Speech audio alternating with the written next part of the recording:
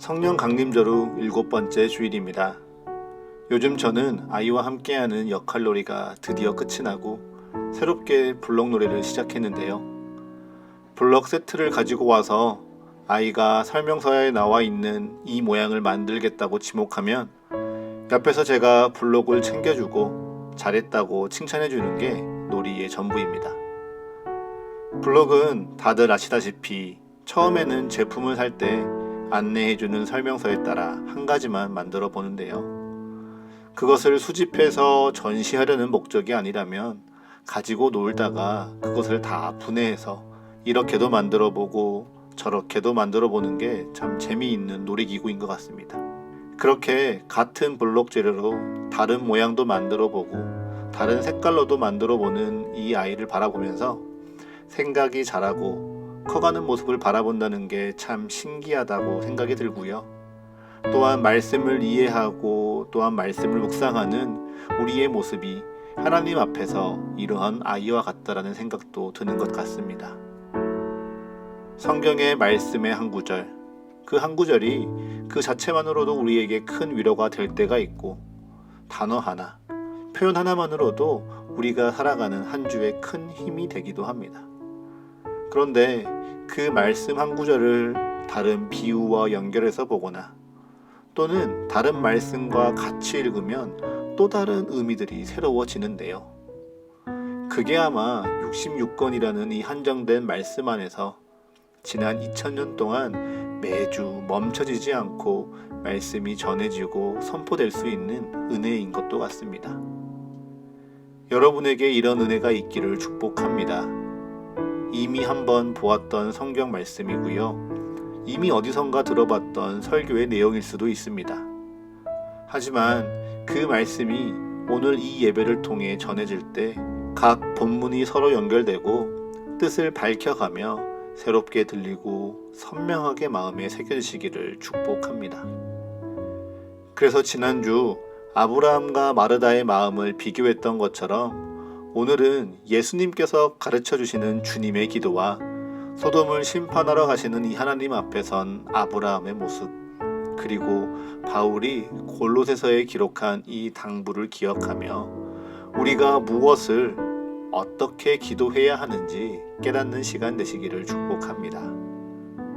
오늘 창세기 18장 20절 이하에 기록된 아브라함의 모습을 한마디로 표현한다면 무엇이라고 할 수 있을까요? 바로 때를 쓰는 모습, 혹은 하나님 앞에서 괜히 어깃장을 놓는 듯한 모습이라고 표현할 수 있을 것 같습니다. 아브라함은 지난주 극진히 대접한 하나님의 사자들이 이제 소돔과 고모라를 심판하기 위해 길을 떠나자 여호와 앞을 막고 서서 이렇게 하소연합니다. 주께서 어찌 의인을 악인과 함께 멸하려 하시나이까? 그 성 중에 의인 50명이 있을지라도 주께서 그곳을 멸하시고 그 50인을 위하여 용서하지 아니하시리이까? 이미 소돔과 고모라의 그 모든 죄를 다 아시는 하나님을 앞에 두고 아브라함은 아무런 근거도 없이 오직 하소연하고 있습니다. 그리고 하나님께서는 그런 아브라함을 앞에 두고 너무도 친절하시게도 내가 만일 소돔 가운데에서 의인 50명을 찾으면 그들을 위하여 온 지역을 용서하리라 말씀하시죠. 그런데 아브라함은 다시 이야기합니다.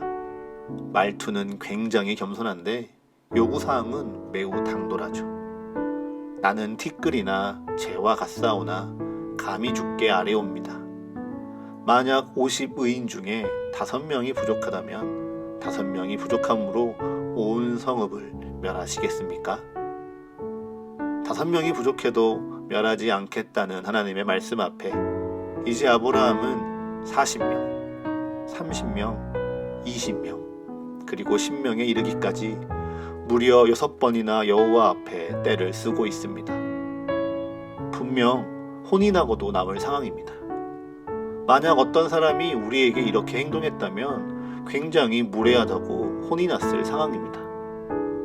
그런데 이런 모습이 용납이 되는 딱 하나의 관계가 있습니다. 그것은 바로 부모와 자녀의 관계이지요. 이처럼 때를 쓰는 모습을 용납하고 이해하면서 끝까지 올바른 길을 가르치는 것은 오직 성숙한 부모의 사랑 안에서 가능한 일입니다. 아브라함은 하나님을 그처럼 가까이 여겼던 것 같습니다. 하나님도 아브라함을 그처럼 가까이 대하셨고요. 그래서 아브라함은 자기 모습이 무례해 보일 수도 있다는 생각은 전혀 하지 않은 것 같습니다. 그저 아이가 부모에게 매달리고 또 매달리듯이 하나님께 구하고 또 바랬습니다. 여기에 오늘 우리가 나눌 기도의 첫 번째 속성이 있습니다. 그것은 바로 기도는 친근한 자와 나누는 대화와 같다는 것이죠. 오늘 누가복음의 본문 속 예수님께서는 제자들에게 기도를 가르쳐 주시며 이렇게 말씀을 시작합니다. 누가복음 11장 2절의 말씀입니다. 예수께서 이르시되 너희는 기도할 때 이렇게 하라. 아버지여 이름이 거룩히 여김을 받으시오며 나라가 임하시오며. 아멘. 예수님께서 고백하신 기도의 첫 단어가 무엇입니까? 바로 아버지입니다. 이 말씀은요, 제자 중 한 사람이 요한이 자기 제자들에게 기도를 가르친 것과 같이 우리에게도 주님의 기도를 가르쳐 달라는 요청 가운데에서 시작됩니다. 여기서 세례 요한이 제자들에게 어떻게 기도를 가르쳤는지, 그 기도문이 정확하게 어떤 것인지 어디에도 명확한 기록이 남아있지 않습니다. 다만 그 당시의 문화와 배경을 참고해 볼 때 이러한 기도문의 역할은 내가 어떤 랍비에게 배움을 받고 있고 누구의 제자라는 소속을 드러내는 여러 표지 중에 하나였다라고 합니다. 그래서 예수님의 이 제자는 세례 요한의 제자들과 같이 예수님의 능력 있는 제자로서 자신의 정체성을 드러낼 수 있는 새로운 기도문을 가르쳐달라고 요청했는지도 모르겠습니다. 또한 그 당시에 공동의 기도문은요, 유대교에서 고백하던 18개의 축복 기도문이나 카다시 기도문과 같이 일상이나 예배 안에서 함께 고백하는 기도문으로 흔히 사용됐다라고 합니다. 그 요구와 그 목적이 어떠하였든지 간에 예수님께서는 제자들에게 기도를 가르쳐 주십니다. 그리고 너희는 기도할 때에 우리의 기도를 받으시는 하나님을 아버지라 고백하라고 가르치시죠. 우리는 로마서 8장 15절과 갈라디아서 4장 6절의 말씀 가운데 하나님께서 우리 마음 가운데 양자의 영, 즉 성령을 보내셔서 하나님을 아빠, 아버지라 부르게 하였다는 이 말씀을 모두 알고 있기에 하나님을 아버지라고 부르는 것이 너무도 익숙한 표현입니다. 하지만 이 당시만 해도요, 누군가의 기도 가운데에서 하나님의 이름을 부른다는 것, 그것도 하나님을 아버지라고 부르는 것은 매우 위험한 일이었습니다. 성경에서는 그 어디에서도 하나님의 신명에 대해서 명확하게 기록하고 있지 않습니다. 그저 호렙산의 떨기나무에 나타나신 하나님께서 모세에게 자신을 알리시며 나는 스스로 있는 자이다라는 뜻에서 야훼, 여호와라고 부르거나 혹은 신을 통칭하는 엘이라는 단어에서 비롯하여 엘로힘, 우리말 번역으로는 하나님이라고 부를 뿐이죠. 그런데 이처럼 하나님의 이름 야훼, 여호와를 거룩하게 지켜왔던 유대인들은요, 자신의 부정한 입술로 함부로 그 이름을 입에 담을 수 없다고 여겼기에 여호와의 모음보호만 따서 아도나이라고 불렀다고 합니다. 그래서 방금 언급해드렸던 18개의 축복 기도문이나 카다시 기도문과 같은 곳에서는요, 하나님을 그분이라는 3인칭으로 부르며 기도하고 있습니다. 그런데 참 무서운 게 사람이 상대를 부르는 호칭 가운데 그 사람과의 관계와 깊이가 내포되어 있는 것처럼 유대인들의 기도 가운데 하나님을 부르는 호칭에는요, 하나님을 향한 그들의 관점이 담겨져 있었습니다. 즉, 유대인들에게 하나님은요, 절대적인 존재이긴 하지만 그저 그들의 신앙과 율법을 지키는 삶에 축복을 주는 존재이거나 혹은 그것을 지키지 않는 이들에게 저주하고 심판하는 냉정한 심판관의 모습일 뿐이었습니다. 예수님께서는 이러한 그 당시의 하나님에 대한 통념을 아버지라는 이 첫 단어를 통해 완전히 깨트리시는 것입니다. 무엇보다 하나님을 아버지라 부르는 것이요, 예수님께서 하나님의 유일한 아들로서 특별한 존재였기에 예수님만이 할 수 있는 고백이 아니었습니다. 오히려 출애굽기 4장 22절 가운데 하나님께서 모세에게 이르시되 너는 바로에게 이르기를 여호와의 말씀에 이스라엘은 내 아들 내 장자라고 하신 이 말씀을 떠올리며 율법 이전에 하나님이 아브라함에게 주신 언약의 축복에 기반하여 그 아버지와 자녀된 관계임을 떠올리는 말씀이기에 더욱 특별한 것이죠. 즉 이스라엘 백성이요 그리고 모든 믿음의 자손들이 하나님의 아들이자 자녀로서 아버지의 사랑을 누릴 관계에 있음을 이 아버지라는 기도의 시작을 통해 고백하는 것입니다. 그렇게 우리의 기도 가운데 하나님을 아버지라고 고백하는 것은요, 이 기도가 아이가 사랑하는 부모에게 자기가 바라는 것을 알리고 또한 부모가 사랑하는 아이에게 뜻하는 바를 전하는 것과 같이 천지를 창조하시고 온 세상을 구원하시며 보호하시는 우리 아버지께 오늘 내가 기도할 때 이 기도가 사랑 안에 부모와 자녀가 되어지며 그 뜻하는 바를 서로 나누고 배우는 사랑의 대화라는 것을 일깨워주는 것입니다. 이어서 두 번째로 오늘의 말씀이 기도에 대해 가르쳐주는 바는요, 아버지께 기도로 구하였다면 아버지께서 그 사랑하는 자녀에게 주실 것을 믿으라는 것입니다. 예수님께서는 누가복음 11장 1절부터 4절까지 주의 기도에 대해 가르치신 후 곧장 한밤중에 찾아온 친구의 비유를 들고 있습니다. 비유 속의 상황은 이렇습니다. 어떤 한 사람에게 밤중에 벗이 찾아왔습니다. 그런데 찾아온 친구에게 먹일 것이 없던 이 한 사람은 그 밤중에 또 다른 자신의 친구를 찾아갑니다. 그리고는 말하죠. 내 친구여, 떡 3덩이를 내게 구워달라. 내 벗이 여행 중에 내게 왔으나 내가 먹일 것이 없노라 간청합니다. 언뜻 상황이 잘 공감이 안 가시죠? 한밤중에 누군가의 집을 찾아가는 것도 실례인 요즘인데 무례하게 찾아온 그 친구를 대접하겠다고 또 다른 친구를 찾아가서 먹을 것을 빌리고 있는 이 사람의 태도는 현대 사회에서는 도무지 이해가 되지 않는 부분이기도 합니다. 그런데 이 당시에는요, 낮에 여행하는 것이 일반적이었지만 한밤중에 더위를 피하여 이동하는 이들이 종종 있었다라고 합니다. 그리고 구약 성경에서 기록된 나그네를 대접하고 먹이는 것이 유대 사회에서 굉장히 강조하는 삶의 한 규칙이었다라고도 합니다. 그래서 만약 자신의 집에 찾아온 나그네를 외면하거나 소홀히 대접하면 그 마을에서 부도덕한 자로 낙인 찍히게 됐다고 하는데요. 그래서 누가복음 11장 8절은 이렇게 기록하죠. 내가 너희에게 비록 벗됨으로 인하여서는 일어나서 주지 아니할지라도 그 간청함을 인하여 일어나 그 요구대로 주리라. 아멘.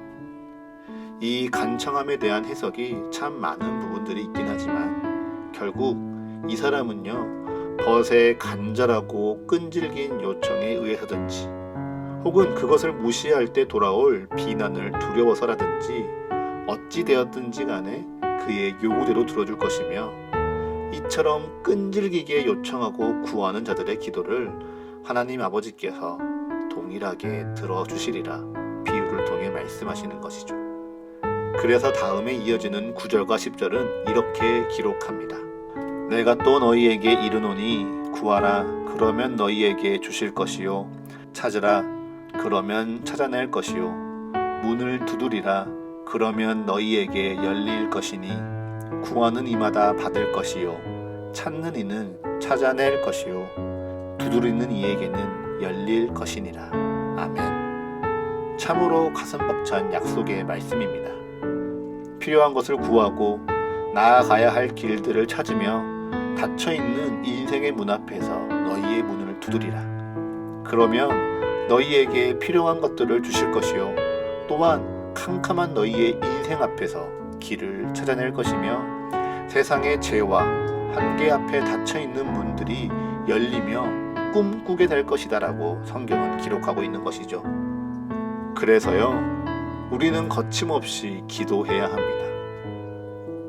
그런데 여러분 마음속에 혹시 이러한 기도에 대한 두려움들이 있으실까요? 이렇게 기도하는 것이 맞을까? 기도를 정말 잘하는 방법을 모르겠다. 이것을 바라는 것이 주님 앞에서 합당한 모습일까? 혹시 고민하십니까? 그러한 때 기억하십시오.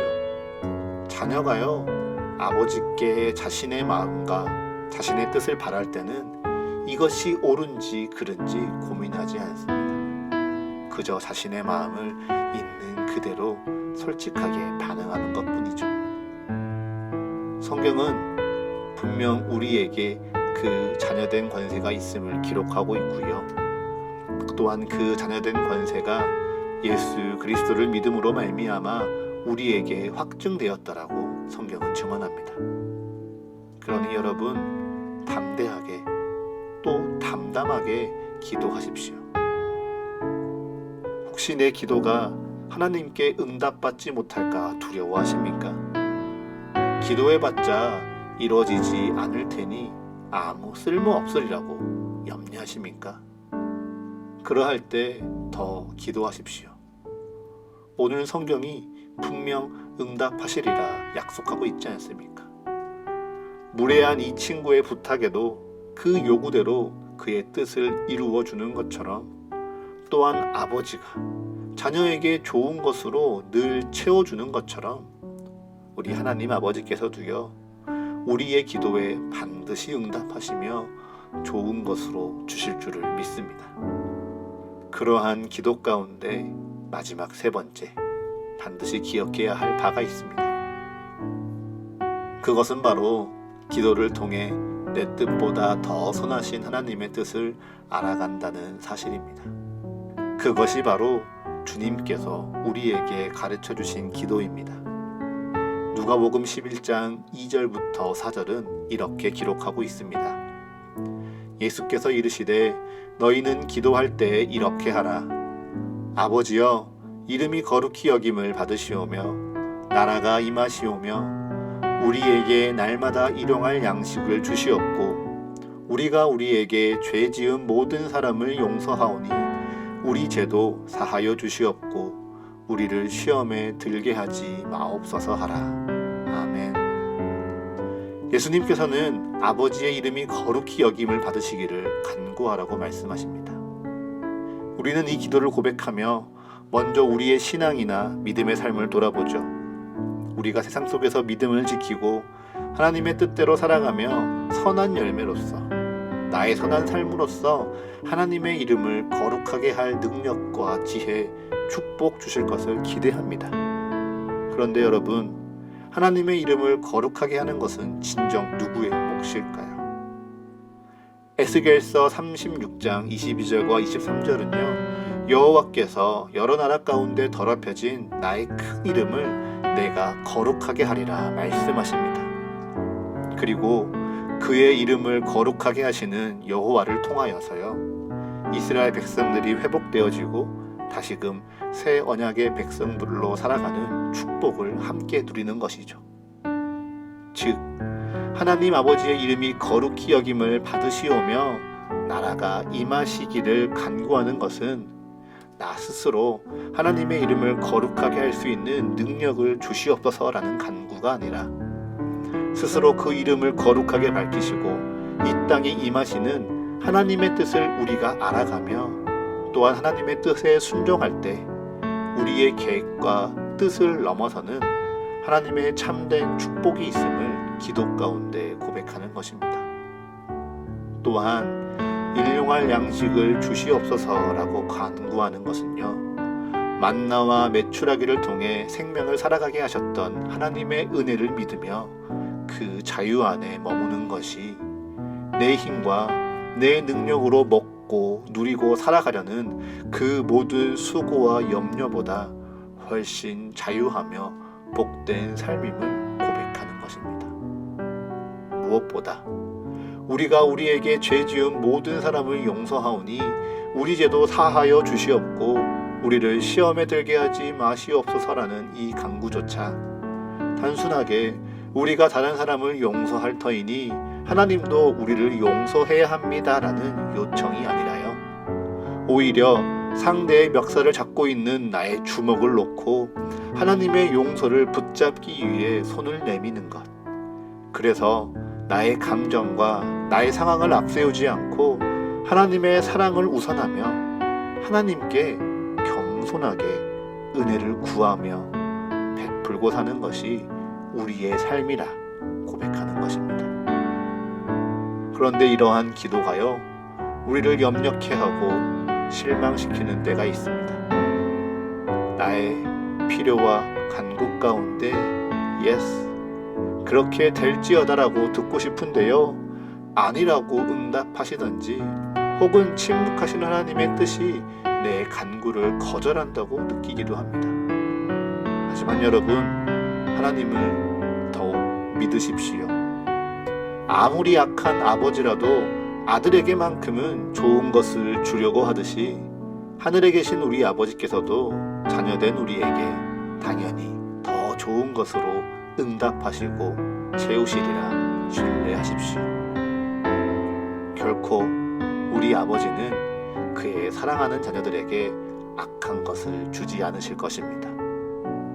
오히려 하늘 아버지께서는 구하는 자에게 성령을 주심으로 말미암아 영원히 우리와 함께 하실 보혜사의 능력과 지혜를 주기 원하십니다.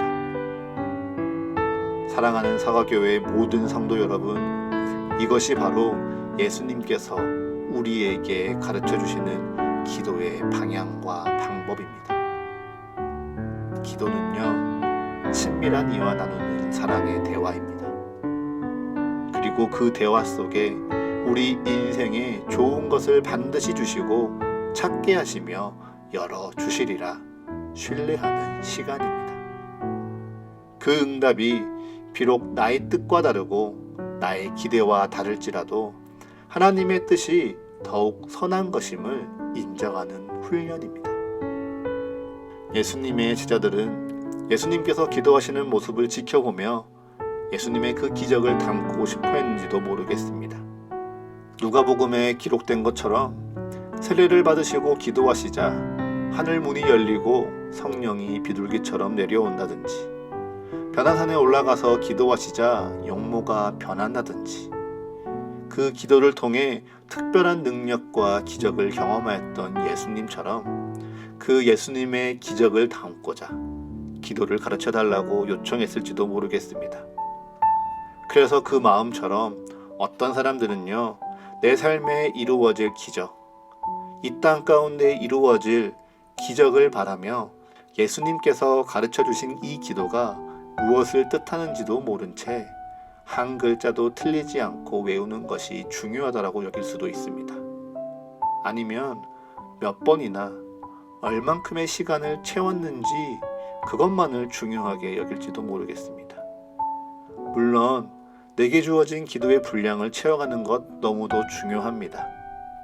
하지만 그것이요, 내 삶의 기적을 이루기 위해서가 아니라 아버지와 나누는 사랑의 대화를 통해 하나님을 더욱 신뢰하게 되고 내 뜻보다 하나님의 뜻이 더욱 선한 것임을 인정하기 위해서 내게 맡겨진 기도의 분량을 채울 필요가 있습니다. 여러분이 각자가 채워야 할 그 기도의 분량을 얼만큼 지켜내고 있으십니까? 우리 함께 기도합시다. 기도의 자리를 만들고요, 기도의 시간을 정하고 기도의 분량을 채워 기도를 함께 배워갑시다. 기도를 통하여 나의 아버지 되신 하나님과 더욱 친밀해지시는 사랑의 감정을 채워 가십시오. 기도를 통하여 나의 삶을 하나님의 축복과 은혜 가운데 인도하시는 하나님을 더욱 신뢰하십시오. 기도를 통하여 나의 기대, 나의 뜻, 나의 계획과 다른 응답을 받을지라도 그것이 하나님의 뜻이요, 그 뜻이 내 인생에 더욱 선한 것임을 인정하는 훈련을 하십시오. 그래서 그 기도를 힘입어 예수 그리스도를 주로 삼는 우리 서가교회의 모든 성도들이 주님 안에서 살며 그 믿음 안에 굳건히 뿌리를 받고 세움을 받아 기도하기 힘쓰는 이 한 주가 정말 주님께서 주시는 감사함으로 충만히 넘치시기를 축복합니다.